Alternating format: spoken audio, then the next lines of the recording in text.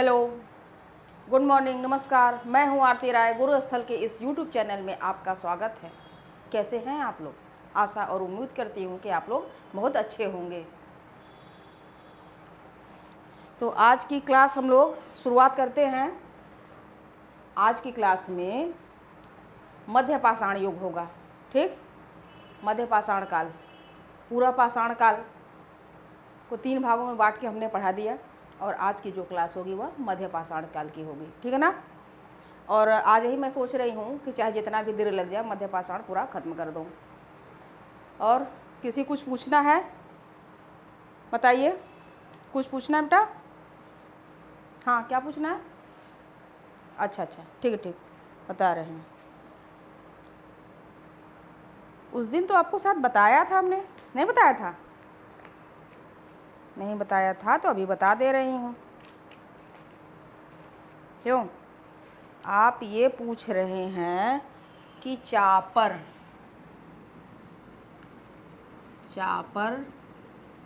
और ये था चापिंग, है ना?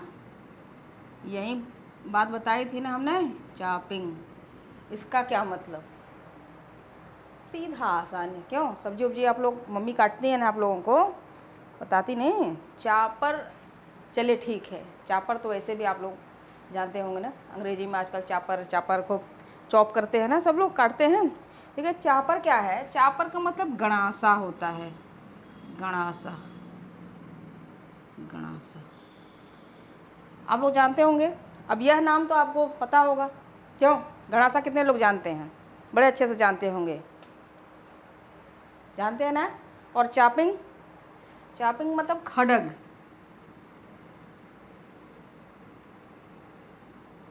होता है। ठीक है ना? खड़ग। अब खड़ग भी आप लोग अच्छी तरीके से जान गए। अब तो समझ में आए। अब मुझे इस पर कुछ व्याख्या करनी होगी, बताइए। बहुत अच्छे, बहुत अच्छे। अच्छा, ये मतलब जानते ही बड़े अच्छे, समझ में आ गए आप लोगों को। चलिए, बहुत बड़ी बात, बहुत अच्छी, बहुत अच्छी। और कुछ किसी को पूछना है? क्रोड। अच्छा, एक अक्षर है क्रोड। हाँ, क्रोड भी उस दिन बताया था बेटा आपको, शायद हो सकता है ये हमने ना बताया, लेकिन क्रोड देखिए क्या है। क्रोड को एक और नाम से जानते हैं, बटिकास्म। ठीक, क्या नाम से जानते हैं? बटिकास्म। ये जो है बटिकास्म, ये क्रोड है क्या? यह क्रोड, ये समझ लीजिए कि पत्थर है। पत्थरों को तोड़ करके, यानी कि 2 पत्थरों को आपस में तोड़ते थे या एक दूसरे पे फेंक करके तोड़ते थे, तो वो पत्थर कुछ अपना डिज़ाइन बना लेता था इस तरीके की। तो मतलब एक पर चोट मार करके एक अपने जैसा उनको चाहिए वैसा चोट मार के वो बना लेते थे, वांछित आकृति का वो बना लेते थे। वहीं क्रोड या वटिकास्म है। ठीक, और अच्छा, एसुलियन एक है, एसुलियन। ठीक, एसुलियन। और कुछ पूछिए। ठीक है, एसुलियन के पहले एक और शब्द आता है। ठीक है ना? इसके पहले एक और शब्द ही है। ये संभवतः हमने आपको शायद नहीं लिखवाया था, इसको हमने जरूर नहीं समझा था, इसलिए नहीं लिखवाया। एक शब्द है एबी बोली।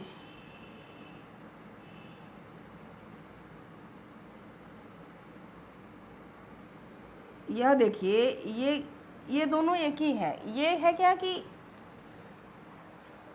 थोड़ा कम, ये क्या है, ये सब औजार वाली संस्कृतियां हैं ना, तो ये जो है थोड़ा सा अच्छे प्रकार के नहीं थे, ये अच्छे प्रकार के हो गए। ठीक, ये सब क्या है? ये सब हैंडेक्स है ना, हैंडेक्स क्या था? उपकरण था, ये बताया था ना। एक मिनट बेटा, हमें खुद भी ना थोड़ा सा, एक मिनट। ये बहुत छोटा छोटा लिखा है, मैं एक बार देख के चेक कर लेती हूँ। ठीक है ना? अभी बता रहे।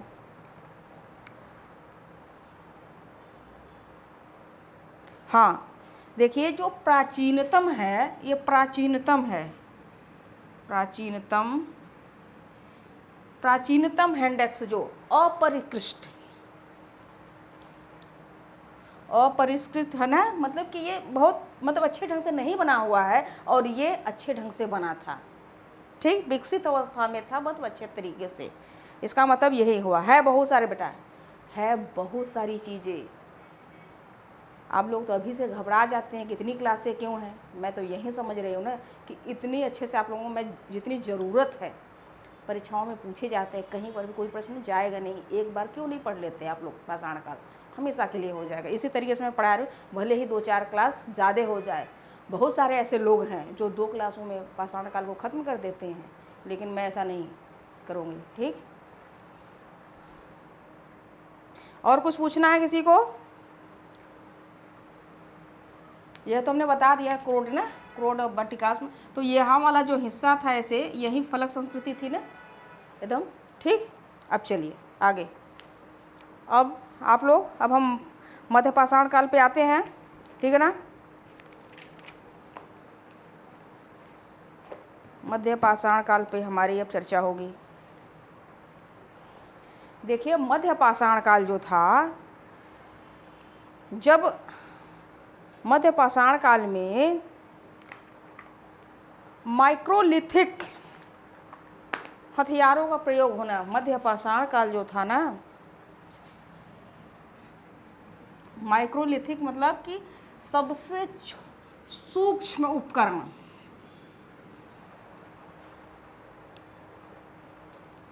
यानी कि जब मध्य पाषाण काल आया, क्या हुआ, आया तो क्या हुआ, तो माइक्रोलिथिक, ये शब्द पूछा जा, माइक्रोलिथिक का प्रयोग होने लगा,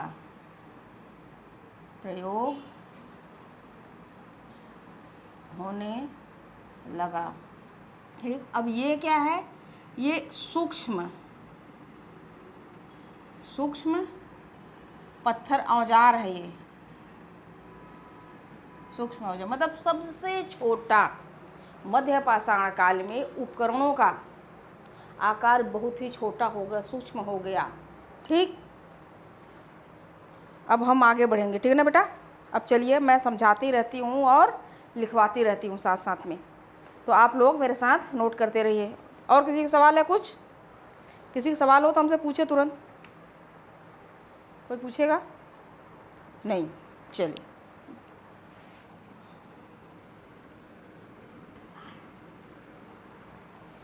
यहाँ पर आप लोग मध्य पाषाण काल तो लिख लीजिए, है ना, मध्य पाषाण काल, ठीक है ना। ये देखिए मध्य पाषाण काल 2 शब्दों से मिलकर बना है, मध्य और पाषाण, ठीक।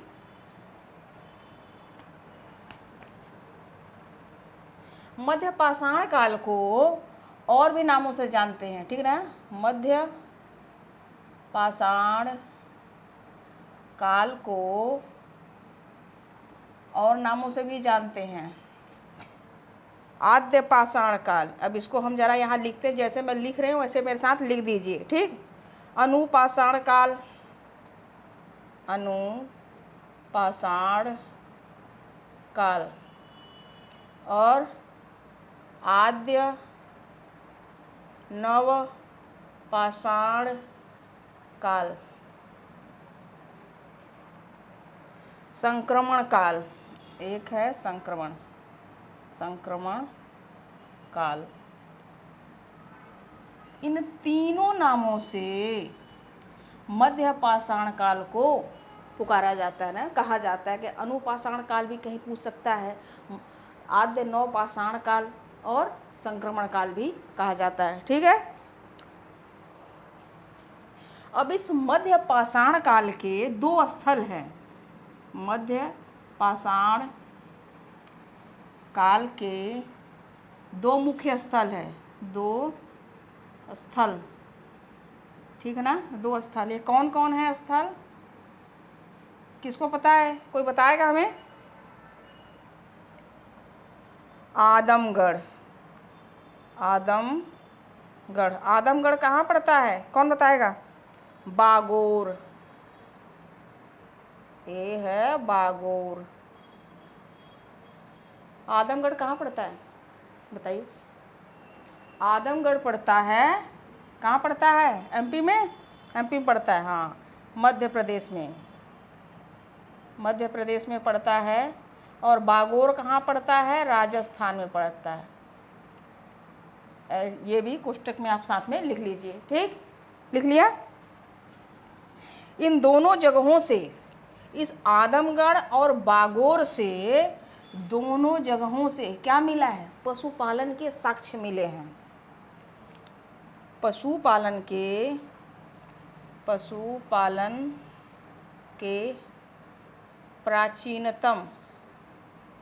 प्राचीनतम क्या मिले हैं? साक्ष्य मिले हैं, साक्ष्य, ठीक। आदमगढ़ और बागोर से पशुपालन के प्राचीनतम साक्ष्य मिले हैं। यहाँ पर देखिए, पशुपालन बहुत अच्छे तरीके से नहीं था, लेकिन पशुपालन शुरू हो गया था, है ना। इस जगहों पर एक जगह लोग रहने लगे थे, जगह जगह जो भी चीज़ें हैं। इतना समझ में आया कि नहीं आया? पाषाण काल की शुरुआत कब से होती है? इस पाषाण काल की जो शुरुआत है कब से होती है? 10,000 ईसा पूर्व से, ठीक है ना। ये बताया था आपको ना हमने, पाषाण काल की शुरुआत कब से होती है? शुरुआत कब से हुई थी? 10,000 ईसा पूर्व से हुई थी ना। ये पहले भी बताया था आपको, ठीक। शुरुआत 10,000 ईसा पूर्व मानी जाती है, ठीक, मानी जाती है। ऐसे लिख लीजिए जैसे मैं लिख रही हूँ। इस समय जो है इसके उपकरण कैसे थे? उपकरण पाषाण काल के, इस मध्य पाषाण काल के, यहाँ हमने पाषाण काल यहाँ मध्य लिख दिया बेटा, ठीक है ना। आज देखिए, आज मध्य की ही चर्चा चल रही है। अगर कहीं मेरे मुंह से सिर्फ पाषाण निकल जाए तो इसका अब वो ना सोचिए, मतलब ये मध्य पाषाण काल, क्योंकि मैं खुद भी एक ही शब्द को बार बार लिखते लिखते या बोलते बोलते ना कभी कभी गड़बड़ हो जाता है, ठीक। तो यहाँ पर मध्य पाषाण काल की शुरुआत 10,000 ईसा पूर्व से मानी जाती है। और इसके जो उपकरण हैं, उपकरण कैसे थे, लिखते रहिए साथ में मेरे। इस उपकरणों को किसने खोजा था सर्वप्रथम, बताइए।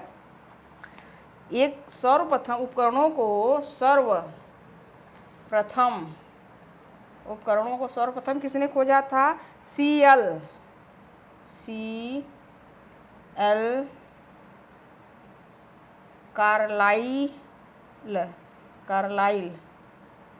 कार्लाइल ने 1867 यानी कि 1867 में विंध्य क्षेत्र से खोजा था, विंध्य क्षेत्र से खोजा था भाई। इसको आप लिखिए ऐसे, हो गया क्या? देखिए, आप लोगों को जो ना समझ में आए ना वो पूछ लिया करिए, ठीक है। मैं खुद आज 2 दिन पे आई हूँ, तो थोड़ा सा मुझे भी ना दिक्कत हो रही है, इसलिए तो देखिए मैं बार बार चश्मा लगा के भी देख ले रही हूँ। मध्य पाषाण काल के उपकरण छोटे होते थे, लघु उपकरण होते थे, एकदम सूक्ष्म उपकरण होते थे। ये तो हमने आपको समझा दिया अच्छे से, ठीक। मध्य पाषाण काल के, यहाँ लिख देते हैं,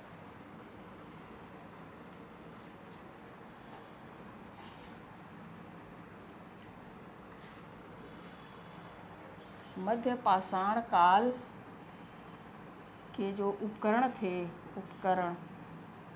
उपकरण कैसे थे भाई?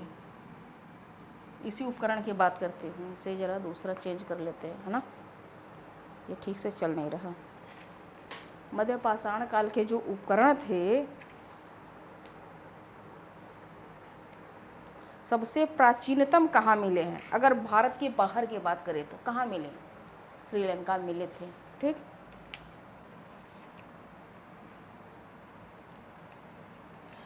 ये मध्य पाषाण के उपकरणों को ना लघु उपकरण भी कहते हैं। लघु उपकरण, लघु उपकरण क्यों कहते हैं? क्योंकि उपकरण बहुत छोटे छोटे थे, इसलिए लघु उपकरण कहते हैं। ठीक है ना।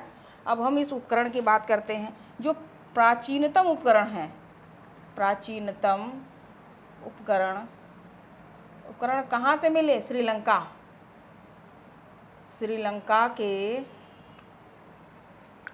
श्रीलंका के फाहियन गुफा है एक। फाहियान मत लिखिएगा, फाहियन लिखिएगा। फाहियन गुफा से मिलता है। ठीक है। हम यह लिखे हैं कि मध्य पाषाण काल के लघु उपकरण प्राचीनतम की बात करें, प्राचीनतम उपकरण श्रीलंका के फाहियन गुफा से मिलता है। अगर हम भारत की बात करें तो भारत में कहाँ मिला? अब यहाँ पे हम भारत की बात करें, कहाँ पे? भारत। ठीक है ना। भारत में महाराष्ट्र में एक 40 गांव, महाराष्ट्र के 40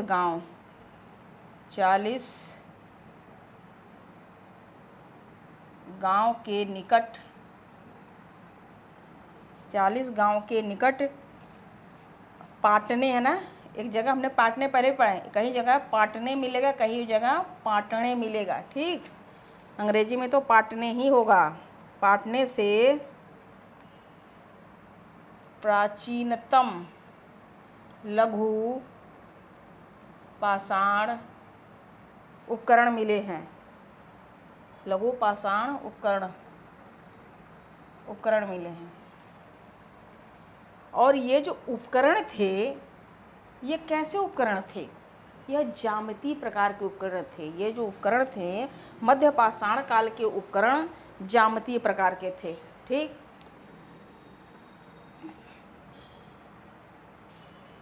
मध्य पाषाण के जो उपकरण थे, मध्य पाषाण काल के उपकरण जो थे ना, वो कैसे थे? ज्यामितीय प्रकार के थे। अब ज्यामितीय कैसे थे? ज्यामितीय का मतलब कि चंद्र आकार के थे। चंद्र आकार, अर्धचंद्र आकार, अर्धचंद्र आकार,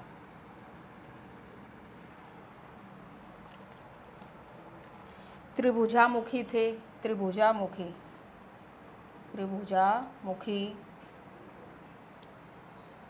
एवं समलंब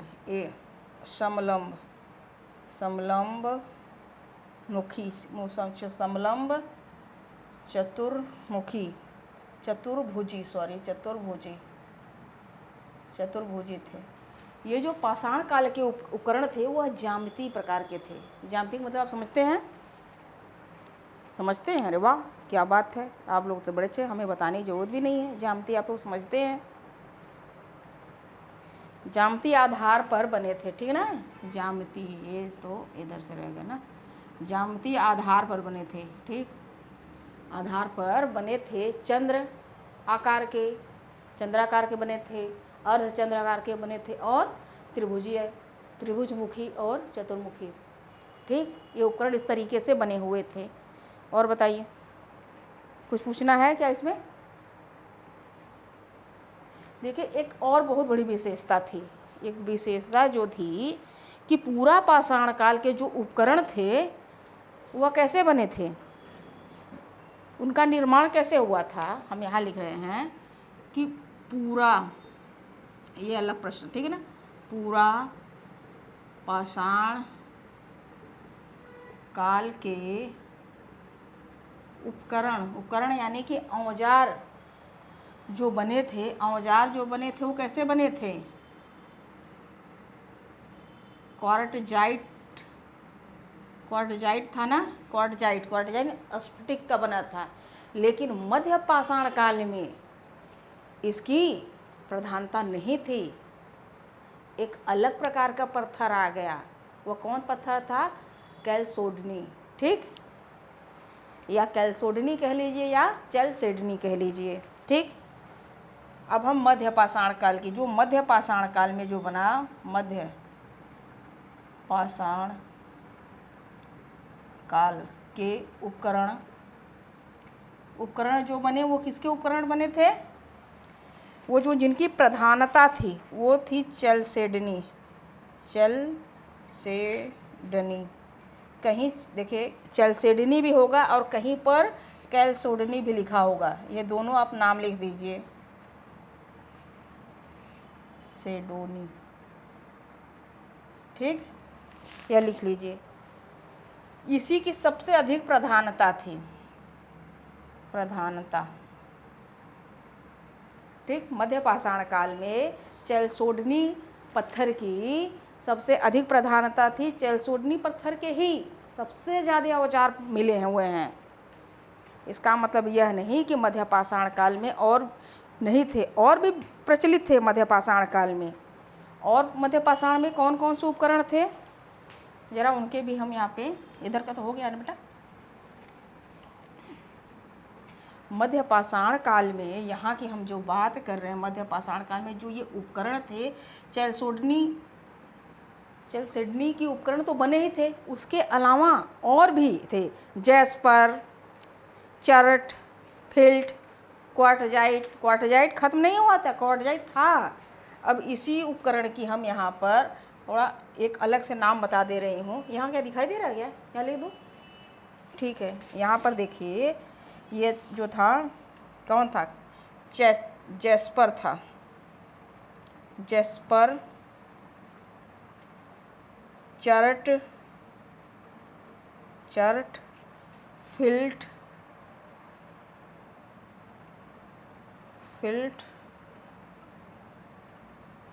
क्वार्टजाइट,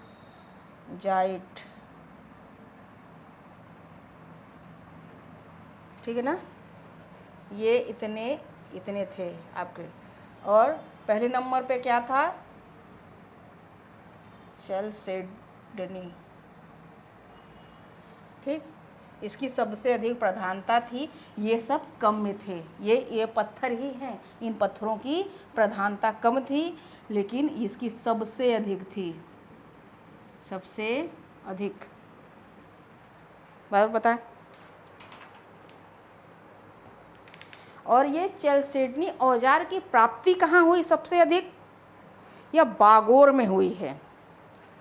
बागोर में इसकी जो है, इस चैलसेडनी औजार की सबसे अधिक मात्रा जो है, मात्रा कहाँ मिली? बागोर में। बागोर कहाँ है? राजस्थान, ठीक। इसे ऊपर लिख दिया आप लोग, नीचे लिख लीजिएगा, है ना। ये नहीं कि हमने ऊपर लिख दिया था, आप लोग भी ऊपर ही लिख देंगे। चलिए और बताएं। इतना ना समझ में आया तो पूछो बेटा, हो गया इसको?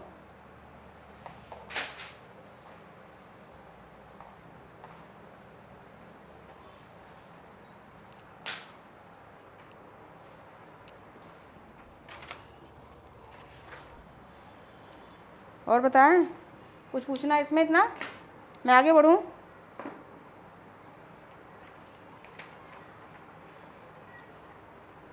हमने आप लोगों को यह बताया कि मध्यकाल में उपकरणों का जो निर्माण हुआ था, उसमें सबसे अधिक भारी मात्रा में उपकरणों का निर्माण चैलसोडनी पत्थर से बना था। उसके अलावा और भी पत्थर थे जिससे बने, वो हमने बताया। क्या बताया? जैस्पर, चरट, फिल्ट, क्वार्टजाइट, ये सारे पत्थर बने थे। और चैलसोडनी औजारों की प्राप्ति जो है सबसे भारी मात्रा में बागोर में मिली है, यही तो आपको समझाया है। और इसके बाद मध्य पाषाण काल के उपकरण और जगहों पे भी मिले। बागोर में तो हमने बता दिया, लेकिन बागोर के अलावा भी, बागोर के अलावा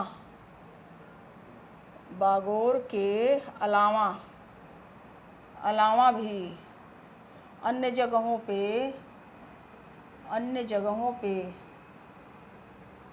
पे इसके जो है साक्ष्य पाए गए, इसके स्थल पाए गए। वो कौन कौन से नाम लिखते हैं ना, जो स्थल पाए गए हैं अन्य जगहों से। औजार की बात कर रहे हैं, औजार, अन्य जगहों से औजार, हम औजार, यहाँ पर जो औजार पाए गए। चौपानी मांडो, एक चौपानी या चौपानी लिखा होगा, चौपानी मांडो, ये कहाँ पड़ेगा चौपानी मांडो, कौन बताएगा? सराय नाहर राय और महदहा। ये जो है बागोर में तो भारी मात्रा में मध्य पाषाणिक औजार पाए गए हैं, लेकिन इन जगहों पे भी मध्य पाषाणिक औजार पाए गए हैं, चौपानी मांडो, सराय नाहर और महदहा से भी। ठीक, अब इन्हीं को मैं आप लोगों को एक एक करके मैं बता रही हूँ, ठीक ना। देखिए, इस समय जो मध्य पाषाण काल में औजार जो बन रहे थे, वो जो सूक्ष्म औजार बने थे ना, एक टेक्निक से बनता था, एक तकनीकी से बनता था। उस तकनीकी क्या नाम है? उस तकनीकी का क्या नाम है आप लोगों को पता है? फ्लूटिंग। उस तकनीकी का नाम है फ्लूटिंग।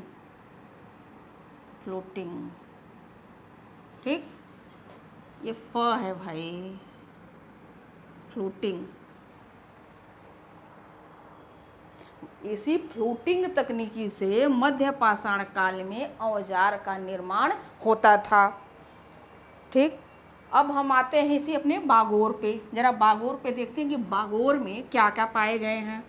ठीक, अब देखिए, हम लोग बागोर की बात करेंगे। ठीक है, हमने आपको 3 नाम बताया था कि यहाँ से अन्य स्थल है जो बागोर की हम बात करेंगे बेटा। ठीक, बागोर, आप लोग हेडलाइन लिखिए, बागोर।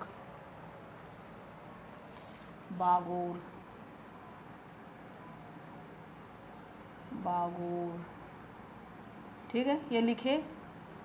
यह देखिए, बागोर मध्य पाषाण काल का सबसे बड़ा मध्य पाषाणिक स्थल है। आप लोग यह लाइन लिख लीजिए, बागोर मध्य पाषाण काल का सबसे बड़ा स्थल है। ठीक है, हम यहाँ पर लिखे दे रहते हैं, ठीक ना। भारत का लिखिए, भारत का सबसे बड़ा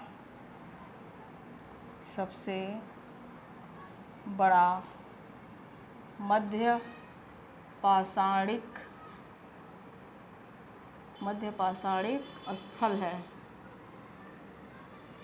स्थल है कौन? बागोर। यह लाइन आप लोग लिख लीजिए। लिखिए, यहाँ से मध्य पाषाण काल, ताम्र पाषाण काल और लौह काल की होने के साक्ष्य मिलते हैं। ठीक है ना। बागोर से, इस बागोर से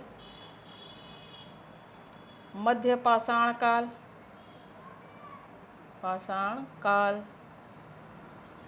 और ताम्र पाषाण काल, लौह काल यानी लौह युग के यहाँ से साक्ष्य प्राप्त होते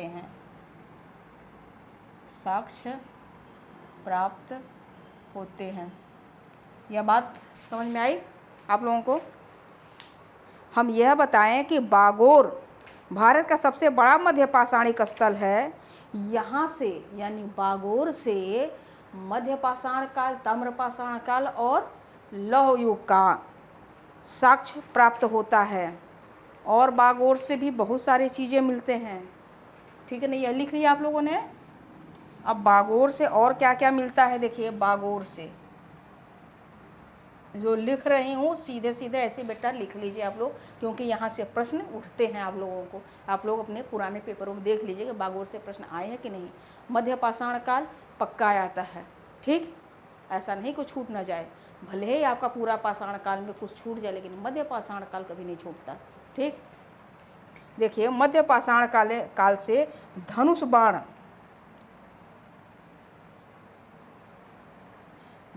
मध्य पाषाण काल से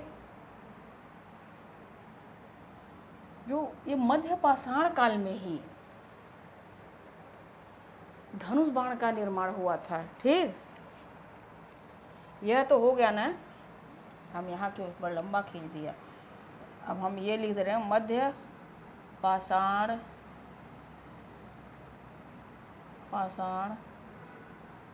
काल। मध्य पाषाण काल में क्या और क्या क्या हुआ, यहाँ पे मैं लिख रही हूँ, एक एक करके लिख लीजिए, ठीक ना। धनुष बाण का निर्माण हुआ था, धनुष बाण का निर्माण, धनुष बाण का निर्माण जो है मध्य पाषाण काल में ही हुआ था। यह प्रश्न आता है बेटा, ठीक। लकड़ी के डोंगी सर्वप्रथम मध्य पाषाण काल में, लकड़ी के डोंगी, डोंगी जानते हैं ना, अगर ना जानते हो तो बताइए। डोंगी सर्वप्रथम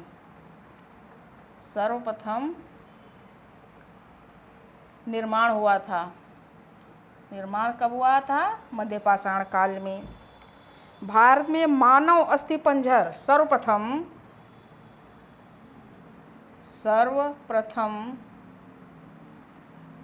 भारत में मानव अस्थि पंजर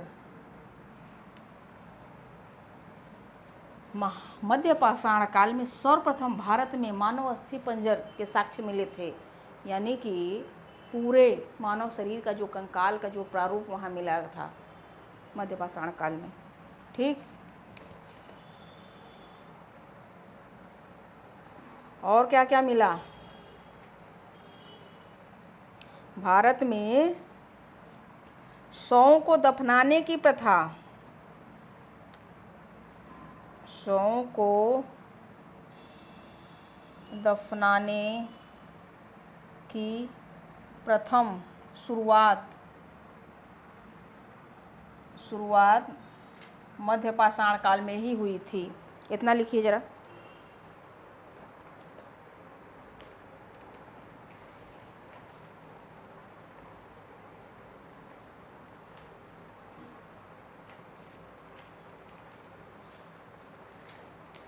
लिख ले तुरंत, हमें बताए। हो गया।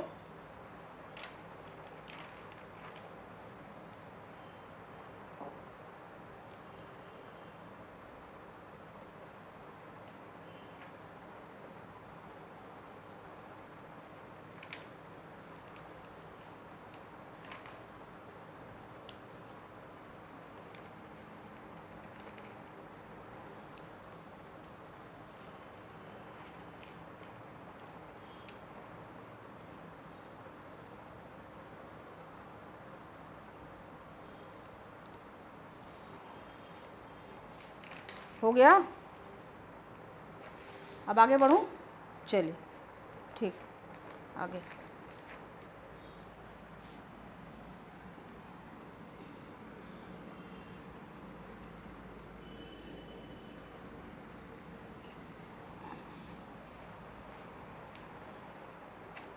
अब देखिए मध्य पाषाण काल का हमें प्रसार क्षेत्र बता रही हूँ, ठीक है ना। मध्य पाषाण काल का मैं प्रसार क्षेत्र बता रही हूँ। मध्य पाषाण काल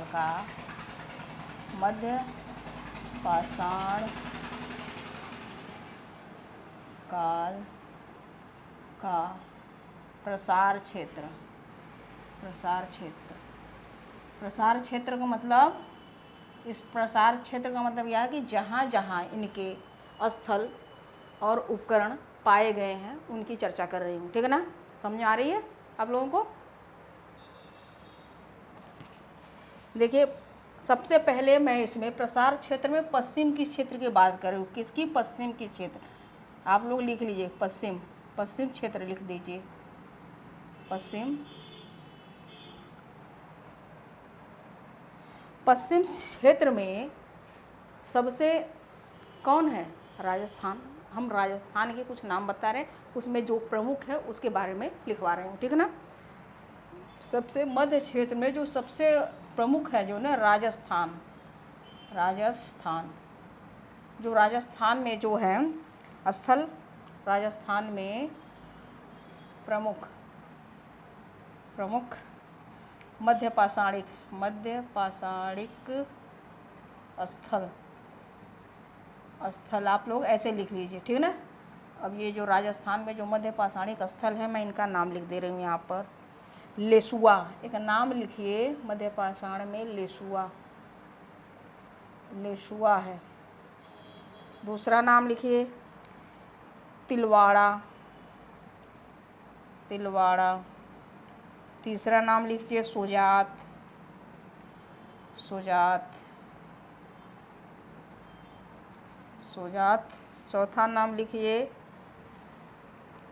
कनवास, कनवास। चौथा नाम धनेड़ी, धनेड़ी। ये सब क्या है? ये सब प्रमुख स्थल हैं राजस्थान के, ठीक। उसके बाद क्या, कौन सा स्थल है? बागोर।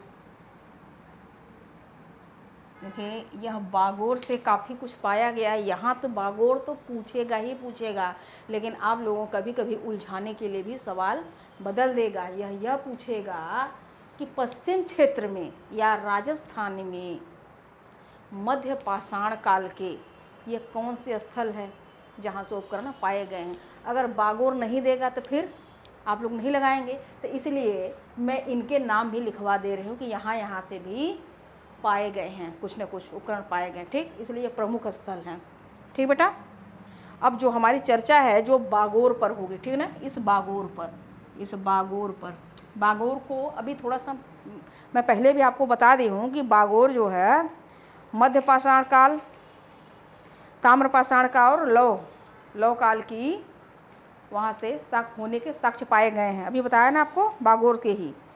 तो ये बागोर बहुत खास स्थल होता है, लेकिन प्रश्नों के कुछ कहा नहीं जा सकता कि एग्जामिनर क्या पूछेगा। ये पश्चिम क्षेत्र की बात कर रहे हैं, अब हम इसी बागोर की बात करेंगे, ठीक ना। अब इसे हम हटा रहे हैं, ये बागोर। आप लोग बागोर लिख लीजिए, बागोर लिखिए, यहाँ बागोर लिख लीजिए बेटा, बागोर, बागोर। इस बागोर के बारे में ही हमारी चर्चा होगी, जितनी भी चर्चा होगी बागोर पर होगी। यहाँ दिखाई दे रहा है ना कि आगे चलूँ? चलो अब हम बागोर की बात करेंगे। बागोर, जो बातें हैं बागोर में लिखवा रहे हैं। कोई दिक्कत है क्या? कुछ पूछना है? ये जो बागोर है बनास की सहायक कोठारी नदी पर स्थित है। यह बागोर लिख लीजिए, जैसे मैं लिख रही हूँ वैसे लिखिए। बागोर बनास की सहायक नदी कोठारी, सहायक नदी यहाँ मत लिखिए, कोठारी नदी, नदी पर स्थित है, स्थित है। देखिए टीलों को, यहाँ पर जो बागोर जो जगह था वहाँ के जो टीले वगैरह थे जहाँ से सामान पाए गए कुछ न कुछ, उसको एक नाम से, वहाँ के नाम से जानते हैं। कौन सा नाम था? उसका नाम था मसाहती। टीलों को मसाहती कहते हैं। यहाँ के जो टीले हैं, टीलों को क्या कहते हैं? टीलों को मसाहती कहते हैं, महाशती, महाशती। एक मिनट, इसका हमें थोड़ा डाउट लग रहा है बेटा। ये महाशती कहते हैं, महाशती कहते हैं, ठीक है ना। एक मिनट, बस 1 मिनट आप लोग दीजिए हमें।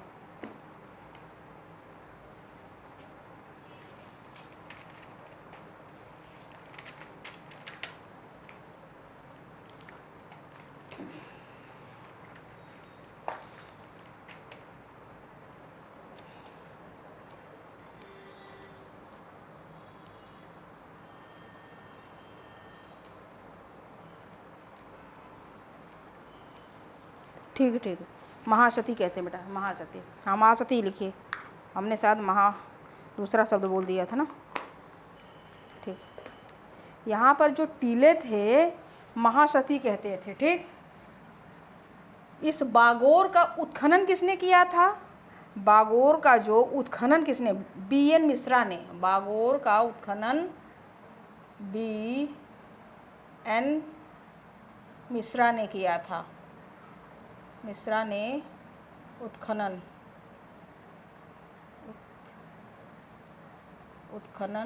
कराया था। ठीक,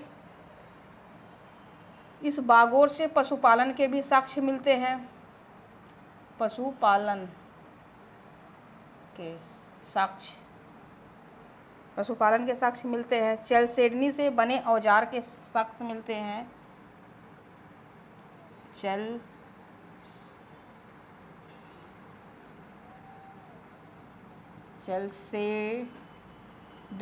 चलसेडनी से बने औजार के साक्ष्य मिलते हैं। औजार के साक्ष्य लिख लीजिए। इस बागोर से 4 मानव कंकाल भी मिले हैं।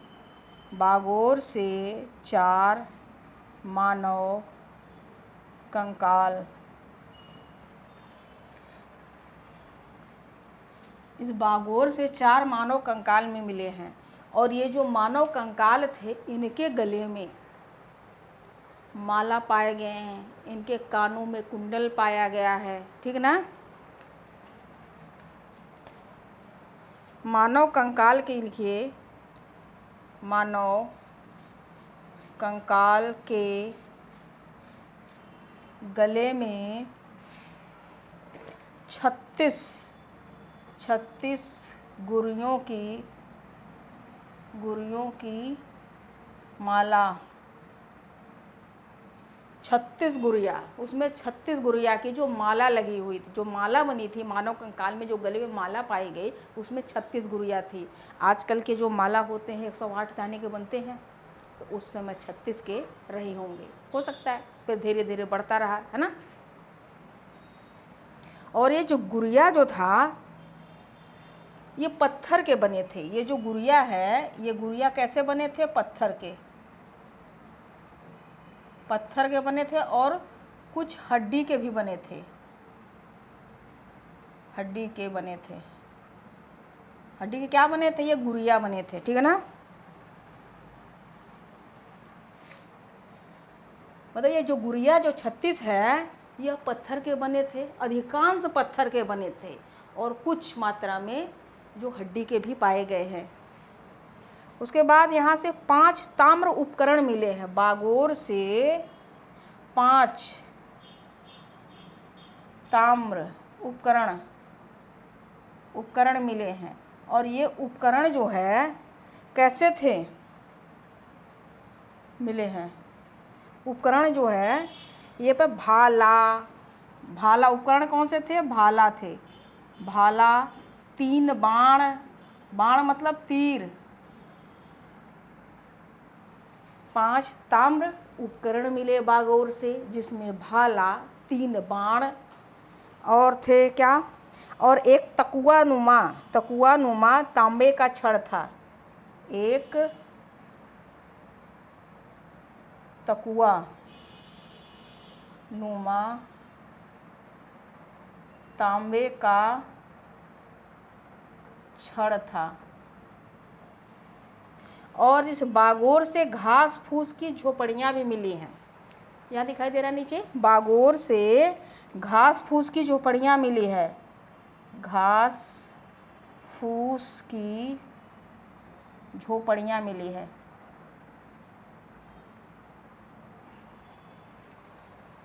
मिली है। सील लोढ़े तथा गदा मिला है। सील लोढ़ा भी मिला, झोपड़ियाँ मिली।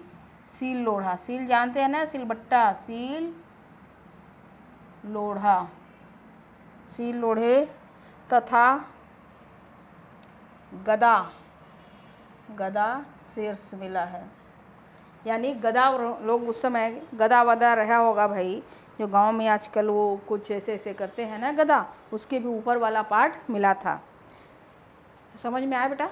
फिर से समझा दूं। हम यह बताएं कि पश्चिम क्षेत्र में कई सारे हमने आपको नाम लिखवा दिए स्थलों के, उनमें से एक स्थल बागोर है जहाँ से अक्सर प्रश्न आया करते हैं। और यह बागोर बसान की सहायक कोठारी नदी पर स्थित है। कोठारी नदी पर स्थित है और वहाँ जो टीले थे उसे मसाहती कहते हैं। इस बागोर का जो उत्खनन किसने करवाया था? BN मिश्रा ने करवाया था। बागोर से पशुपालन के भी साक्ष्य पाए गए हैं। चलसेडनी के औजार के भी साक्ष्य बागोर से मिले हैं। 4 मानव कंकाल बागोर से मिले हैं। इन मानव कंकाल में कानों में कुंडल और 36 गुड़ियों की माला मिली है। जो गुड़िया पत्थर के बने हुए हैं अधिकांश, उसमें कुछ हड्डी भी थे। और यहाँ से बागोर से 5 ताम्र उपकरण मिले, 3 भाला, इसमें जो उपकरण में थे वो भाला था, 3 बाण, 1 तकुआ नुमा छड़ था, तांबे का छड़ था, और घास फूस की झोपड़ियाँ, सील लोढ़ा तथा गदा शीर्ष के ये सारे के सारे वहाँ पे पाए गए हैं, साक्ष्य होने के साक्ष्य पाए गए हैं। ठीक, और कुछ पूछना है? समझ में आ गया इतना? अब जरा हम ये तो देखिए पश्चिमी क्षेत्र बता रहे हैं, अब इसी में आप गुजरात लिखिए, गुजरात का भी लिख लीजिए। ठीक ना, हो गया ना इतना?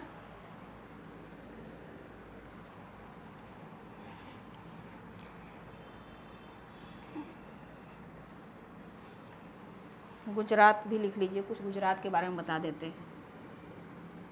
गुजरात, ठीक, आपसे बस यही पूछेगा कि मध्य पाषाण काल में गुजरात के जो स्थल थे उसका उत्खनन किसने करवाया और कहाँ कहाँ वो स्थल है, क्या कुछ मिला है, उपकरण मिला है, यही पूछेगा। ठीक ना, स्थलों के नाम अक्सर करके पूछेगा। गुजरात में, गुजरात के हम प्रमुख स्थल की बात करते हैं, प्रमुख स्थल। अब प्रमुख स्थल कौन कौन से हैं? अब इस स्थल का आप नाम लिख लीजिए। अखाज, एक स्थल का नाम है अखाज, बलसांडा,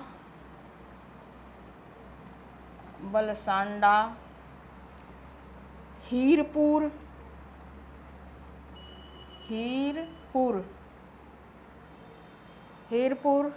एवं लखनाज,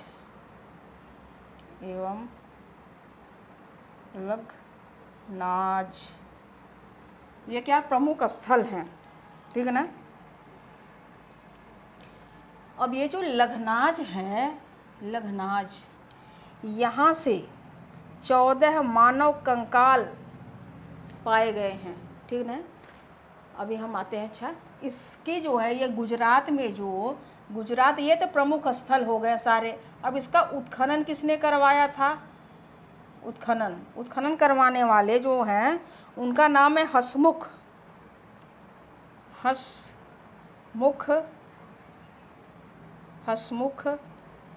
धीरज। क्या कुछ नाम आया आपको याद? धीरज लाल सांकलिया, हसमुख धीरज लाल सांकलिया। इनको क्या पढ़े? HT सांकलिया पढ़ते हैं ना। आज आपको पूरा नाम भी बता दिया। तो हम यहाँ पे लखनाज की बात करते हैं। लखनाज। अब ये जो लखनाज है, यहाँ से 14 मानव कंकाल तथा एक तांबे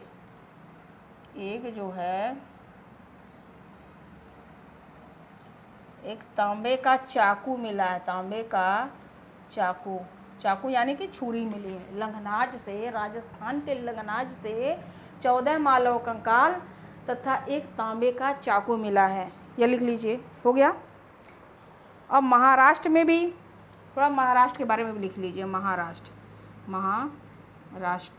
महाराष्ट्र के जो स्थल हैं ये सब कौन सा? मध्य पाषाणिक स्थल है। ठीक है ना। महाराष्ट्र में खंडीवली, महाराष्ट्र में एक नाम लिख लीजिए, खंडीवली। ये क्या है? मध्य पाषाणिक, मध्य पाषाणिक स्थल है। हो गया बेटा, आगे बढ़ें। ये आपका पश्चिम क्षेत्र समाप्त।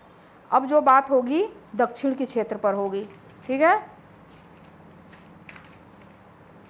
दक्षिणी क्षेत्र,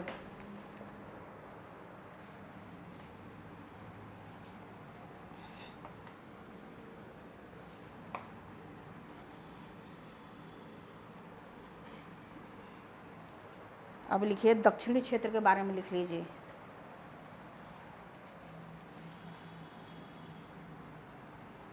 दक्षिण क्षेत्र, आप लोग दक्षिण क्षेत्र हेडलाइन डालें। दक्षिण भारत में, दक्षिण क्षेत्र का मतलब दक्षिण भारत, दक्षिण भारत में जो भी मध्य पाषाणिक स्थल है वो उपकरण है, ये लिख रही हूँ, ठीक है ना। लिखते रहिए मेरे साथ। ये जो है लिखिए, दक्षिण भारत में, दक्षिण भारत की मध्य पाषाणिक संस्कृति, मध्य पाषाणिक संस्कृति की प्रमुख विशेषता क्या है? प्रमुख विशेषता इस क्षेत्र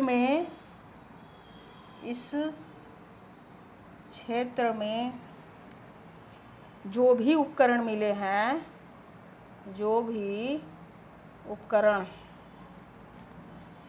निर्माण हुआ, उपकरण निर्माण हुआ की बात है, ठीक है ना। ये हाँ है भाई।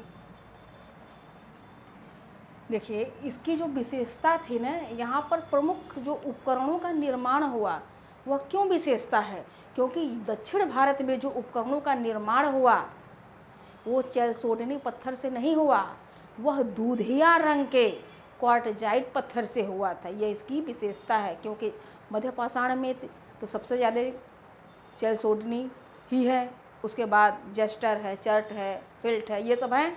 लेकिन यहाँ मध्य अगर दक्षिण भारत की बात करें तो दूधिया रंग का क्वार्टजाइट है, ठीक। इसका जो निर्माण हुआ, उपकरण का निर्माण, इसका निर्माण क्या हुआ? दूधिया रंग के क्वार्टजाइट पत्थर का। दूधिया मतलब समझते हैं? दूधिया मतलब दूध के रंग का, सफ़ेद, दूधिया रंग वाला पत्थर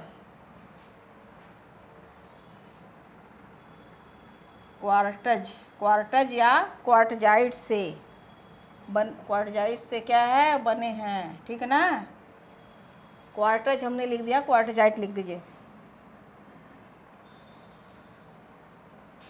यानी कि ये दूधिया रंग पत्थर वाले की क्या थी? प्रधानता थी, ठीक है ना, दक्षिण भारत में। और कुछ पूछना है? अब आंध्र प्रदेश के मध्य पाषाणिक स्थल लिख लीजिए। यहाँ पर हमने दक्षिण भारत तो लिख दिया, अब आंध्र प्रदेश के, ठीक है ना। आंध्र प्रदेश के मध्य पाषाणिक स्थल हो गया। नागार्जुन कोंडा लिखिए, नागार्जुनी कोंडा, गिदलूर,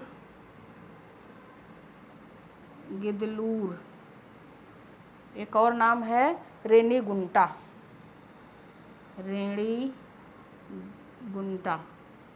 ये क्या है? ये स्थल हैं, मध्य पाषाणिक प्रमुख स्थल हैं, ठीक। मध्य पाषाणिक प्रमुख स्थल हैं। किसके प्रमुख स्थल हैं? आंध्र प्रदेश के। ये आंध्र प्रदेश के मध्य पाषाणिक स्थल है, जो आंध्र प्रदेश में नागार्जुनी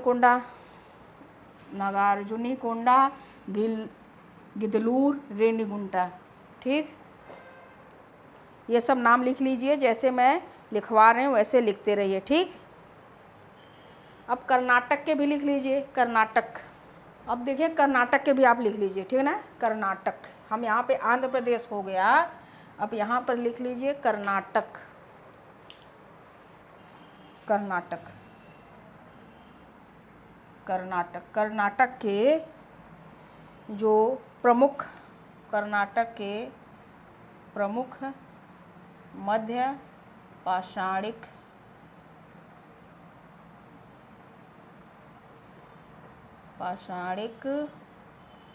स्थल, कर्नाटक के मध्य प्रमुख। अब ये कर्नाटक में जो पाषाणिक स्थल है, एक है संगनकल्लू, संगनकल्लू, संगनकल्लू भाई ये ल है, संगनकल्लू।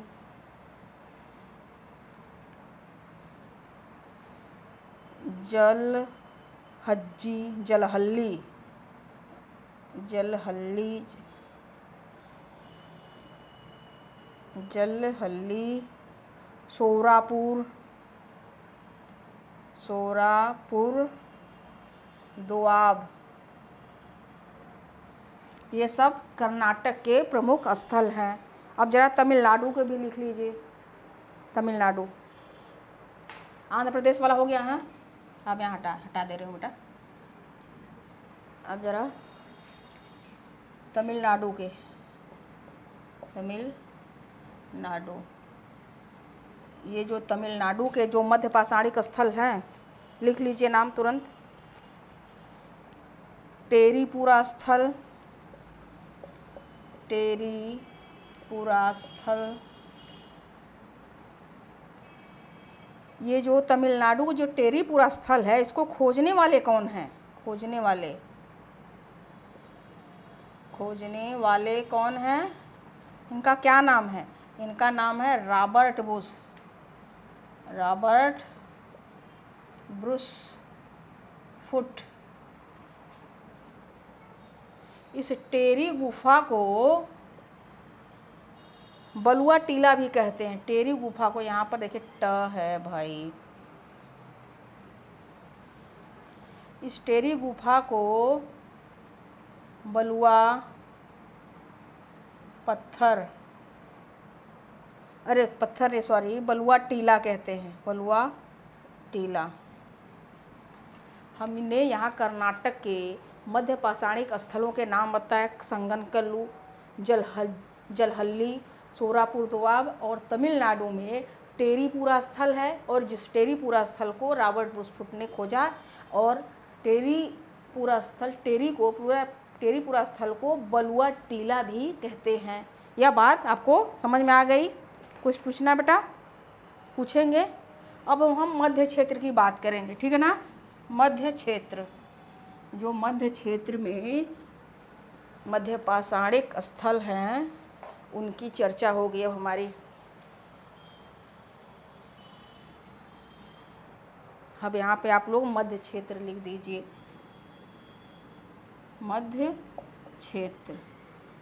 मध्य क्षेत्र में जो मिले हैं, लिख दिया।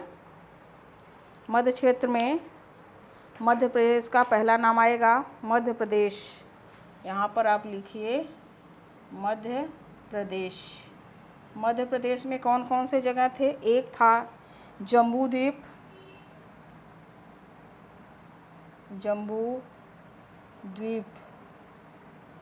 जम्बू द्वीप है, और जोरोथी द्वीप,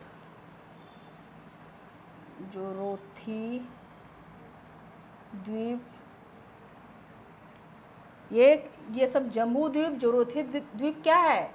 ये सब शिलाश्रय है, ठीक है ना। शिलाश्रय यानी शिलाओं का घर। और आदमगढ़ और होशंगाबाद मध्य प्रदेश में ही, होशंगाबाद में स्थित है। क्या स्थित है? होशंगाबाद में। होशंगाबाद में आदमगढ़ और भीमबेटका बेटिका, ठीक है ना। इन दोनों जगहों से उपकरण मिले हैं, इसमें इतना ही लिखना है। और इस आदमगढ़ से, आदमगढ़ की बात कर रही हूँ, इस आदमगढ़ से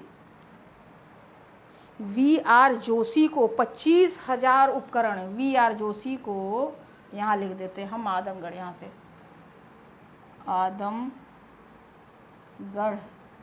आदमगढ़ से VR जोशी को 25,000 लघु पाषाण मिले हैं, ठीक, आदमगढ़ से। अब भीमबेटिका जो है VS वांडांकन के उपकरण किया। अब भीमबेटिका जो है, यहाँ आदमगढ़ का हमने लिख दिया, अब भीमबेटिका का यहीं, ये भीमबेटिका है, भीमबेटिका यहीं लिख दे रही हूँ, ठीक है ना। ये जो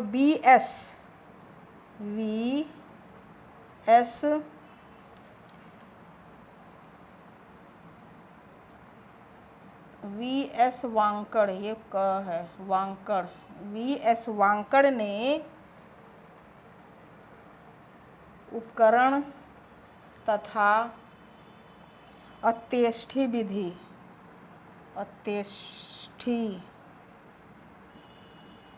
विधि का पता लगाया।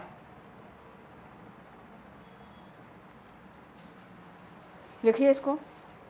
हमने यह बताया कि मध्य क्षेत्र में, यानी मध्य प्रदेश में जम्बूद्वीप, जोरोथी द्वीप, ये जम्बूद्वीप, जोरोथी द्वीप, शिलाश्रय से उपकरण मिले हैं। और होशंगाबाद, आदमगढ़ और भीमबेटिका से भी उपकरण मिले हैं। आदमगढ़ VR जोशी को, आदमगढ़ से VR जोशी को 25,000 लघु पाषाण उपकरण मिले थे। और वहीं VS वाकाकंड ने उपकरण और अत्येष्टि विधि का पता लगाया, कि इन्होंने यह बताया कि यहाँ पर अत्येष्टि विधि भी होता था और उपकरण भी है, इन्होंने खोजा। ये सब प्रश्न कभी भी बन सकते हैं, ये ठीक है ना, कि कौन कहाँ पर क्या पाया, ये सब उपकरण बन सकते हैं बेटा। प्रश्नों की गहराई में ही आपकी भलाई है, कि गहराई से पढ़िए तो अच्छा रहेगा। मैं 2 दिन में चाहूँ तो ख़त्म कर दूँ, ठीक है ना। अब ये हो गया। अब हम आएंगे पूर्वी क्षेत्र पर। मध्य का क्षेत्र हो गया, थोड़ा पूर्वी क्षेत्र के बारे में बात कर लें।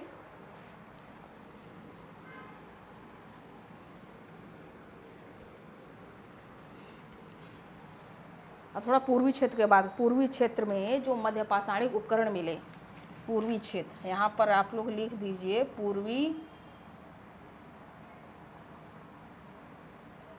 क्षेत्र। अब पूर्वी क्षेत्र में मध्य पाषाणिक क्या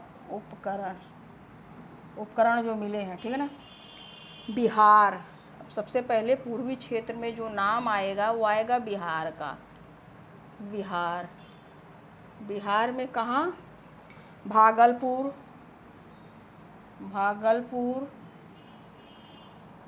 राजगीर, इन 2 जगहों से बिहार में मध्य पाषाणिक उपकरण मिले हैं। पश्चिम बंगाल की बात करते हैं। पश्चिम बंगाल में कहाँ मिला उपकरण? बीरभानपुर में मिला है। कोई बाहर है, आ जाए।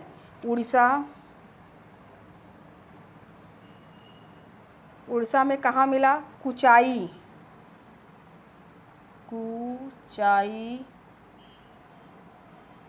सुंदरगढ़,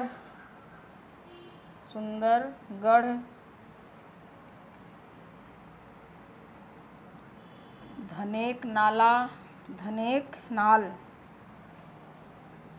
यहाँ पूर्वी क्षेत्र में, बिहार में भागलपुर, राजगीर, पश्चिम बंगाल में बीरभानपुर, उड़ीसा में कुचाई, सुंदरगढ़, धने कनाल से उपकरण मिले हैं मध्यपाषाणिक। और ये जो बीरभानपुर है, बीरभानपुर, इस बीरभानपुर का जो उत्खनन किसने करवाया था? इस बीरभानपुर का उत्खनन बीबी लाल ने करवाया था। उत्खनन किसने करवाया था? बीबी लाल ने। हो गया इतना? पक्का? आगे बढ़ें।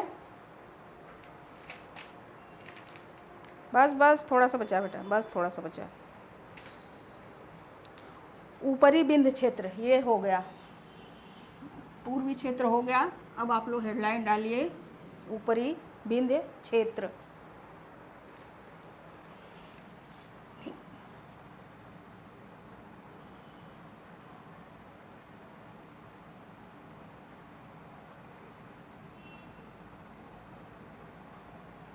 ऊपरी बिंद क्षेत्र और यहाँ लिख दिए उत्तर प्रदेश। उत्तर प्रदेश, ठीक है ना। अभी हम उत्तर प्रदेश की बात करेंगे, ठीक है ना। उत्तर प्रदेश की बात करेंगे। यहाँ पे भाई अच्छे से ही लिख लेते हैं ना, अपने उत्तर प्रदेश को तो अच्छे से ही ज़रूर लिखना चाहिए। चलिए, उत्तर प्रदेश में एक जगह है मिर्ज़ापुर, ठीक है ना, मिर्ज़ापुर। अब मिर्ज़ापुर में कहाँ कहाँ मिला है वह देख लेते हैं।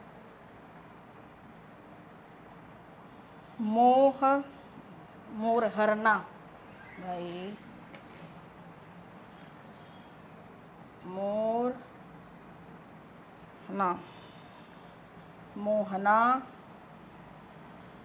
मोहना पहाड़। उत्तर प्रदेश के मिर्ज़ापुर में मोहना पहाड़, भगही खोर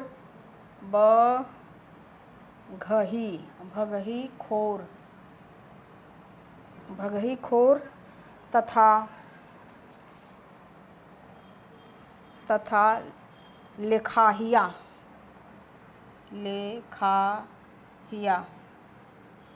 लेखाहिया शिलाश्रय प्रमुख है। उत्तर प्रदेश के मिर्ज़ापुर में मोरहरना पहाड़, भगही खोर तथा लेखाहिया शिलाश्रय प्रमुख हैं। ठीक, यहाँ से मध्यपाषाणिक साक्ष्य पाए गए हैं और उपकरण भी पाए गए हैं यहाँ पर, ठीक है ना। इस लेखहिया शिलाश्रय से कंकाल भी, इस लेखहिया जो शिलाश्रय है यहाँ से कंकाल पाए गए हैं और इस कंकाल मानव कंकाल पाए गए। यहाँ से क्या है? मानव कंकाल पाए गए हैं। और कुछ किताबों में 17 कंकाल की बात करता है और कुछ किताबों में 27 कंकाल की बात करता है। तो यह मैं नहीं लिखवा रही हूँ, लेकिन ये है कि यहाँ से कंकाल पाए गए हैं। ठीक है, मुझे खुद भी 2-3 किताबों में इसी तरीके से लिखा है, तो आप लोग ये सही लिख लीजिए। जो भी अगर यहाँ पर लेखहिया शिलाश्रय से अगर कंकालों की बात करें, अगर उसमें दोनों तो नहीं देगा, या तो 17 देगा या 27 देगा, तो जो देगा वो आप टिक मार दीजिएगा, ठीक है ना। अब हम उत्तर प्रदेश में एक और नाम है लहुरा देव, ठीक है ना। उत्तर प्रदेश की बात हो रही है, लहुरा देव। कितने लोग जानते हैं लहुरा देव के बारे में? बताइए, जानते हैं आप लोग लहुरा देव के बारे में? लहुरा देव, ये लहुरा देव कहाँ है? यह लहुरा देव संत कबीर नगर में है ना, संत कबीर नगर जिले में है लहुरा देव, ठीक है ना, जिले में। यही लिख लीजिए सीधे। लहुरा देव जो है उत्तर प्रदेश का संत कबीर नगर जिले में जो स्थित है, यह भारतीय उपमहाद्वीप में कृषि करने के प्राचीनतम साक्ष्य मिलते हैं। क्या हुआ, भारतीय पूरे पूरे भारतीय उपमहाद्वीप में कृषि करने के प्राचीनतम साक्ष्य मिलते हैं। ठीक, और सबसे प्राचीनतम जो अनाज था क्या था, चावल। ठीक, ये लिख लीजिए यहीं पर, भारतीय उपमहाद्वीप में कृषि करने के प्राचीनतम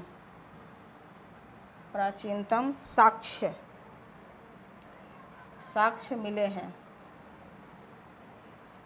चावल के यहाँ से लहुरा देव से चावल के प्राचीनतम साक्ष्य मिले हैं। आप लोग आगे साक्ष्य मिले हैं लिख लीजिए। देखिए, मेहरगढ़ से कृषि के साक्ष्य 7000 ईसा पूर्व में मिला था। मेहरगढ़ से कृषि के साक्ष्य 7000 ईसा पूर्व में मिला था, जबकि लहुरा देव से 8000 से 9000 ईसा पूर्व में साक्ष्य मिला था। लिख लीजिए, यह भी लाइन यहाँ पर लिख लीजिए आप लोग, ठीक है ना। लिखिए, मेहरगढ़ से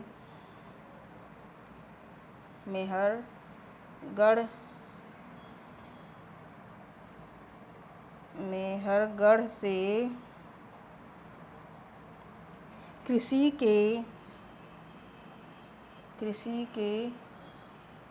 प्राचीनतम साक्ष्य 7000 ईसा पूर्व का है, जबकि लहुरा देव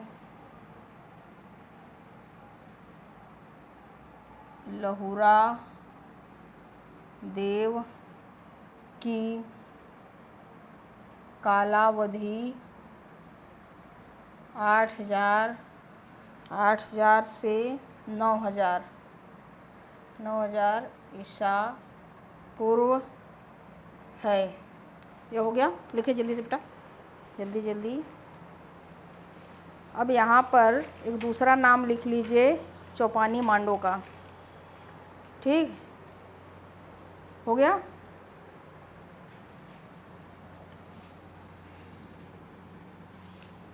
ये सब विंध्य क्षेत्र का ही है, ठीक है ना, विंध्य क्षेत्र। चौपानी मांडो लिखिए, चौपानी मांडो।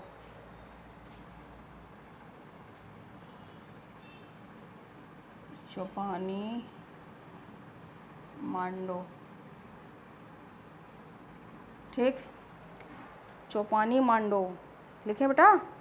ये चौपानी मांडो कहाँ है, इलाहाबाद में है। अब हम यहीं पर सब लिखते जा रहे हैं। चौपानी मांडो कहाँ है, इलाहाबाद में है। इलाहाबाद में जैसे लिख रहे हो वैसे लिखिए। इसको खोजा किसने था, बीबी लाल ने खोजा था। बीबी मिश्रा, सॉरी लाल नहीं मिश्रा थे, बीबी मिश्रा ने खोजा था। यहाँ पर चौपानी मांडो में बस्तियों के भी अवशेष मिले हैं। बस्तियों के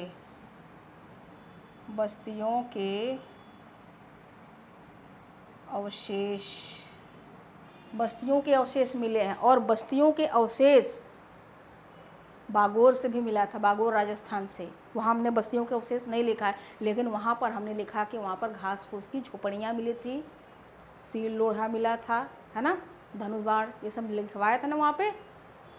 हाँ, लिखवाया था। ठीक, तो इसका मतलब ये है कि इतने सारे मिले, तो इसका मतलब बस्तियाँ हैं वहाँ पर।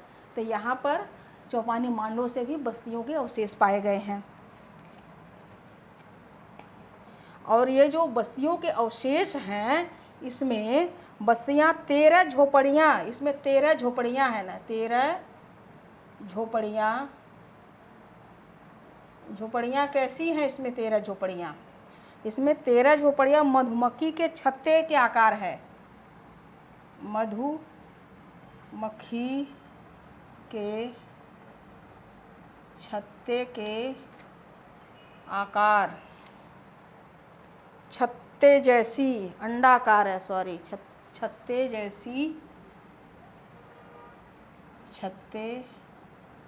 जैसी अंडाकार है। और शेष कैसी हैं? शेष गोलाकार हैं। यहाँ यह बता रहा है कि चौपानी मांडों में बस्तियों के अवशेष मिले। इस बस्तियों में 13 झोपड़ियाँ मधुमक्खी के छत्ते जैसी आकार में बनी हुई हैं और शेष गोलाकार में हैं। ठीक। और बस्तियों के अवशेष राजस्थान से भी पाए गए, ये हमने आपको पहले भी बता दिया है ना, बागोर से मिला था। इस चौपानी मांडों से जंगली चावल भी मिले हैं। लिखिए,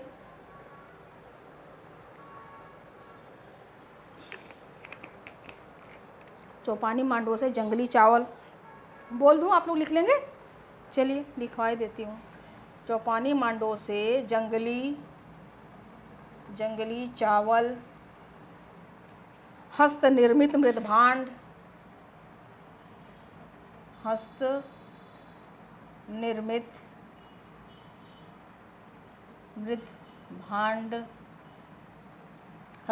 मृदभांड और अन्नागार,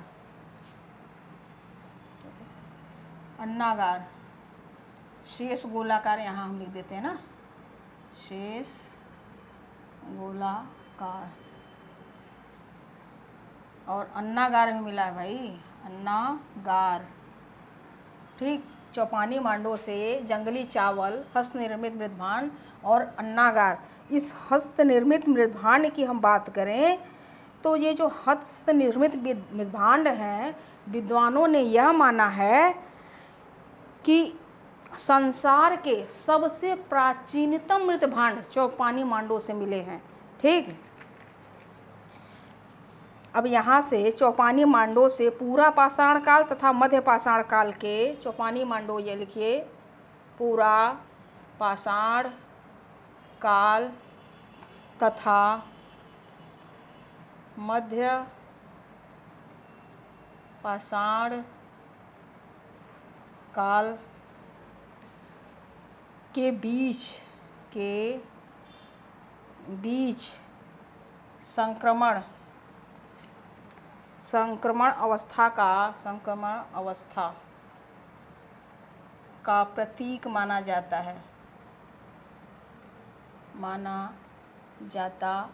है।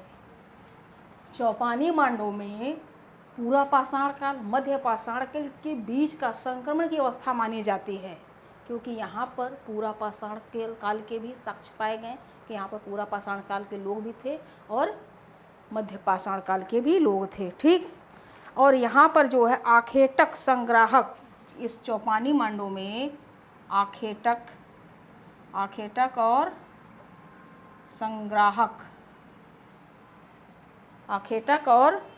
संग्राहक जो है, इसका मतलब क्या?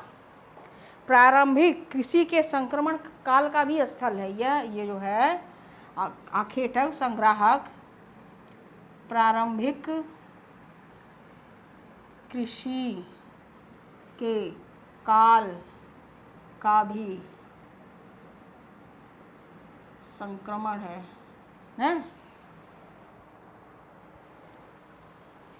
संक्रमण स्थल है। यानी कि यह चौपानी मांडों में उस समय के जो लोग थे, हम बता रहे हैं पूरा पाषाण काल और मध्य पाषाण दोनों पाए गए, लेकिन यहाँ पर ये आखेटक भी लोग थे, शिकार करते थे, खाते थे और घूम करके रहते थे। ये संक्रमण काल इसको भी कहते हैं चौपानी मांडों के। और यहाँ जो हमने भी मृदभांड की बात की, मृदभांड, यहाँ पर हमने मृदभांड लिख दिया है ना, हस्त निर्मित मृदभांड। ये चलो यहाँ पर लिख देते हैं मृदभांड। ये जो मृदभांड हैं, यह विद्वानों ने चौपानी मांडों के मृदभांड जो है, लिख लीजिए, विद्वानों ने माना है कि चौपानी मांडों के जो मृदभांड हैं वह संसार के मृदभांड, चौपानी मांडों के मृदभांड संसार के प्राचीनतम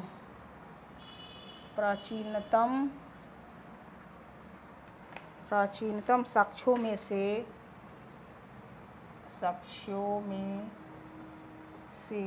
एक है। यह किसने माना है? विद्वानों ने माना है। ठीक ना, विद्वान लगा लीजिएगा आप लोग। अब देखिए चौपानी मांडो के बारे में हमने आप लोगों को बता दिया। क्या क्या चौपानी मांडो बताया? हमने यह बताया कि चौपानी मांडो इलाहाबाद में है और इस चौपानी मांडो को खोजा किसने? बीबी मिश्रा ने खोजा। चौपानी मांडो से बस्तियों के अवशेष मिले हैं। यहाँ 13 झोपड़ियाँ हैं, मधुमक्खी के छत्ते जैसी आकार के हैं। यहाँ से जंगली चावल, हस्त निर्मित मृदभांड, अन्नागार मिला है। यहाँ पूरा पाषाण काल तथा मध्य पाषाण काल के बीच का संक्रमण अवस्था माना जाता है। यहाँ आखेटक संग्राहक प्रारंभिक कृषि के काल भी ये संक्रमण है। ठीक ना, यह चौपानी मांडो। और यहाँ पर जो मृदभांड जो पाए गए हैं, यह विद्वानों ने यह माना है कि चौपानी मांडो के मृदभांड संसार के प्राचीनतम मृदभांडों में से एक हैं। अब इसके बाद आप लोग हेडलाइन डाल दीजिए सराय नाहर राय। ठीक, सराय नाहर राय।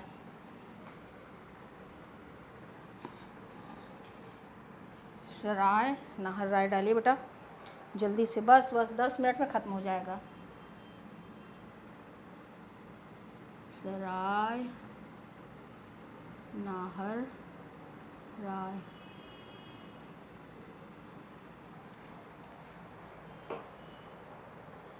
सराय नाहर राय स्थल को किसने खोजा था? इस स्थल को केसी ओझा ने खोजा था। इसमें लिखिए सराय नाहर राय। ठीक ना, इस स्थल को किसने खोजा था? स्थल को केसी ओझा ने खोजा था। केसी ओझा ने खोजा था। ठीक, खोजा था। आप लिखिए इस सराय नाहर राय से 14 मानव कंकाल, 14 मानव का मतलब 14 शवाधान मिला है। 14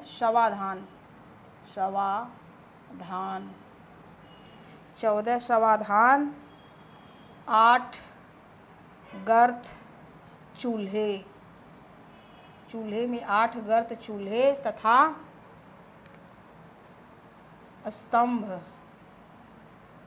स्तंभ झोपड़ी मिली है। ठीक, सराय नाहर राय से 14 शवाधान मिले हैं। ठीक, और 8 गर्त चूल्हे मिले। गर्त चूल्हे मतलब कि गड्ढे में चूल्हे थे। और ये स्तंभ झोपड़ी क्या है? स्तंभ, ये गर्त स्तंभ झोपड़ी क्या है भाई पता है? इसका मतलब ये है कि फर्श पर स्तंभ यानी खंभे लगा के, ये फर्श पर ये ऐसे खंभे बना लीजिए और ये इस तरीके के झोपड़ी बने होंगे। ठीक है ना, इस तरीके की झोपड़ी जो है खंभे लगा करके झोपड़ी बने हुए थे। और ये जो घर ये जो गड्ढे में है, मतलब यहाँ से आप ज़मीन मान लीजिए ये पूरा इतना ये स्तंभ ये सब गड्ढे में है। तो इसे गड्ढे खोद करके डालते थे अंदर स्तंभों को, पत्थरों को, फिर उसके ऊपर छा देते थे। ठीक, यानी रहने वाले आवास बनाते थे। ठीक, इसके ऊपर छत ढाल देते थे, छत बनाते थे। आवास के लिए निर्मित झोपड़ियाँ, इसका मतलब स्तंभ झोपड़ी का मतलब कि आवास निर्मित झोपड़ियाँ आवास के लिए। ठीक, उसके बाद यहाँ से मानवीय आक्रमण का प्राचीनतम साक्ष्य मिलता है। सराय नाहर राय से मानवीय आक्रमण के प्राचीनतम साक्ष्य मिलता है। ये यहाँ पर मानो मध्य पाषाण काल आते आते मानो विकसित तो हो ही चुका था। तो आपस में रहने के लिए या जैसे के लिए भी एक दूसरे पर आक्रमण किए हैं, एक दूसरे पर आक्रमण करने के साक्ष्य पाए गए हैं कि एक दूसरे को मारे हुए हैं। ठीक। और यहाँ से दोनों ओर धारवाड़ी छुरी मिली है। सराय नाहर राय से दोनों ओर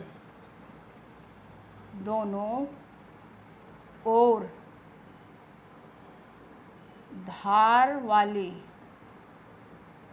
वाली छुरी मिली है। छुरी मतलब चाकू भाई, चाकू मिला है। ठीक। जो धार दोनों तरफ, सराय नाहर राय से दोनों धार वाली, दोनों तरफ धार जो है लगी है वो चाकू मिली। एक जगह और चाकू मिली थी, कहाँ से? अभी थोड़ी देर पहले हमने समझाया आप लोगों को, कहाँ से मिली थी बताइए? और यहाँ से सराय नाहर राय से अस्थि निर्मित बाण भी मिला है। बाण तथा चक्की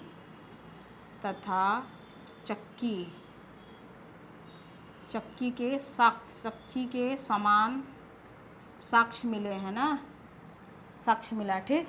ये सारे चीज़ जो मैं बता रही हूँ कहीं ना कहीं पूछे गए हैं और पूछे जाएंगे।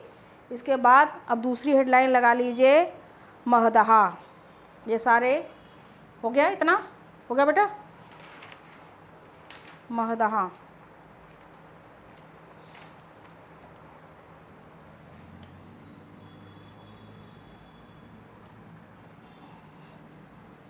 अब लिखिए महदहा, मैं यहीं लिख देती हूँ ना। अब लिखिए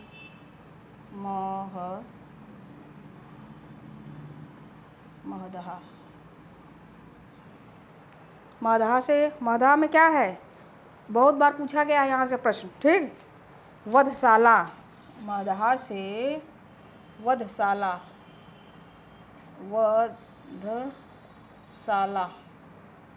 वधशाला का मतलब क्या है? वधशाला मतलब बूचड़ खाना।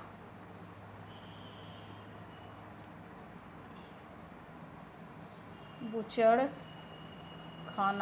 खाना के जहाँ पर जानवरों को काटते उठते हैं वो महदहा से मिला हुआ है। ठीक। बूचड़ खाना बोलते हैं ना। और इस महदहा से 35 गर्त चूल्हे, इस महदहा से 35 गर्त चूल्हे भी मिले हैं।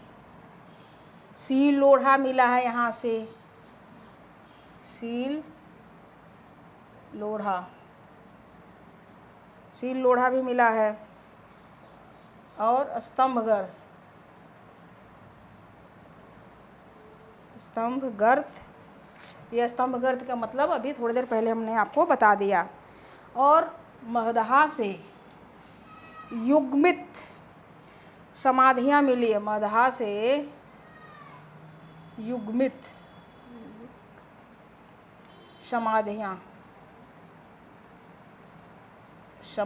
मिली हैं। समाधियाँ अर्थात स्त्री पुरुष एक साथ दफनाए गए हैं।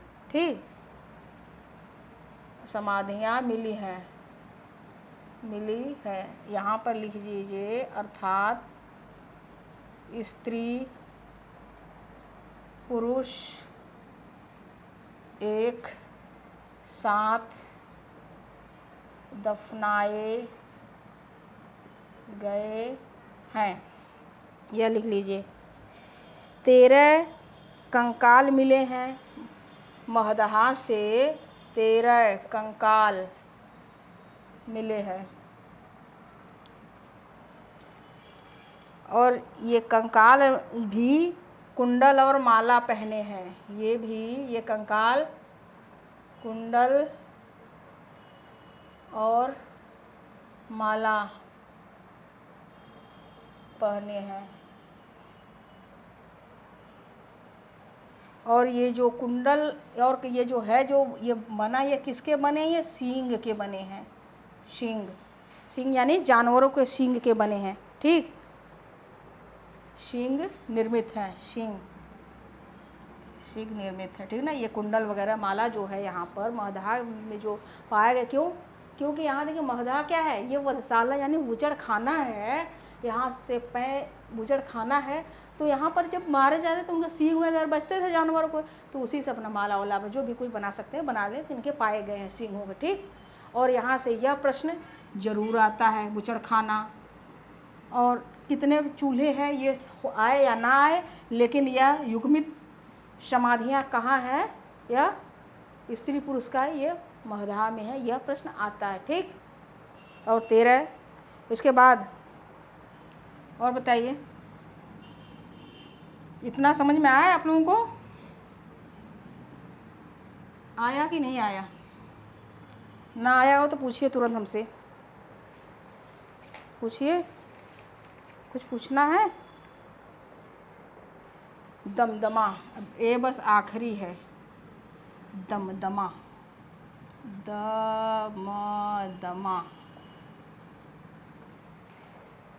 दमदमा कहाँ है, कोई बताएगा हमें?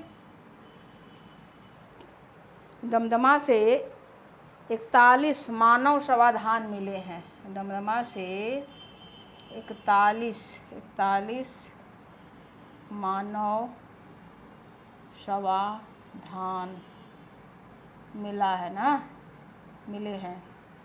और दमदमा से क्या मिला है, एक ही कब्र में 3 मानव कंकाल मिले हैं, एक ही कब्र में 3 मानव कंकाल मिला है भाई, मिले हैं, ठीक।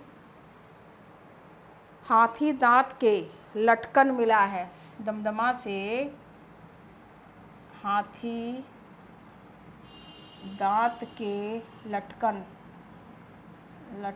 मिला है। लटकन मतलब क्या, लॉकेट, लॉकेट भाई यहाँ लिख लीजिए, लटकन मतलब लॉकेट मिला है। एक और जगह लिख लीजिए, गुजरात में हमें और लिखवाना था आपको, जो हम लिखवा नहीं पाए। एक कनेवल जगह है, वहाँ से ऊँट की हड्डी मिली थी। अब ये हो गया इतना ना, ठीक है, लिख लिया इतने। तो कुछ देखिए, मैं अब आपको कुछ जानवर कहाँ कहाँ पाए गए हैं कुछ नाम इकट्ठे मैं लिखवाई देती हूँ, आप लोग लीजिए। जानवर, जहाँ से जानवर को साक्ष्य पाए गए, लिखिए मध्य पाषाणिक स्थल, मध्य पाषाणिक स्थल से प्राप्त जानवरों के साक्ष्य, यानी कि मैं इस पर सिर्फ बात कर रही हूँ, ठीक ना। मध्य पाषाण काल में जानवरों के साक्ष्य कहाँ कहाँ पाए हैं, जल्दी से मैं लिख देती हूँ, लिख लीजिए। गुजरात में कहाँ, लोटेश्वर, रतनपुर,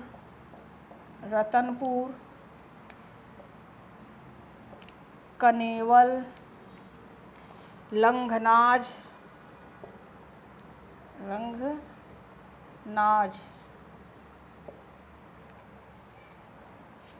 इस कनेवल से क्या है, ऊँट की हड्डी पाई गई है, ऊँट की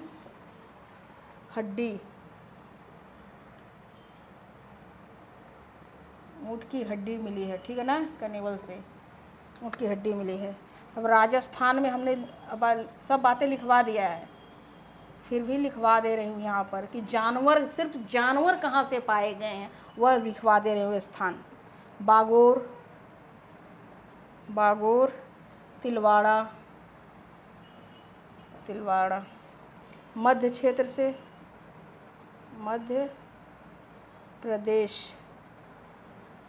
मध्य प्रदेश से कहाँ, आदमगढ़, भीमबेटका, मुझे भी जल्दी हो रही बेटा, आप लोगों को जल्दी हो रही। उत्तर प्रदेश में लिखिए, उत्तर प्रदेश में जहाँ पर सिर्फ जानवर, यहाँ पर जानवरों की बात कर रही हूँ। सराय नाहर, राय, दमदमा, दमदमा, महदहा, चौपानी मांडो, चौपानी मांडो, इन सब जगहों से जानवरों के साक्ष्य पाए गए। इसीलिए क्योंकि बहुत सारे जगह तो उपकरण के स्थल हैं, वहाँ जानवर भी हैं, लेकिन उपकरणों के बारे में ज़्यादातर अगर जानवर के ही बारे में सिर्फ जानवर की बात हमने लिख दिया कि यहाँ से जानवरों के साक्ष्य भी पाए गए हैं। ठीक, अब इसी के साथ यह आपका मध्य पाषाण काल समाप्त हुआ। अब कल से हमारी क्लास नवपाषाण की होगी, नवपाषाण काल पर। ठीक, तो पढ़ते रहिए, खुश रहिए। धन्यवाद, नमस्कार।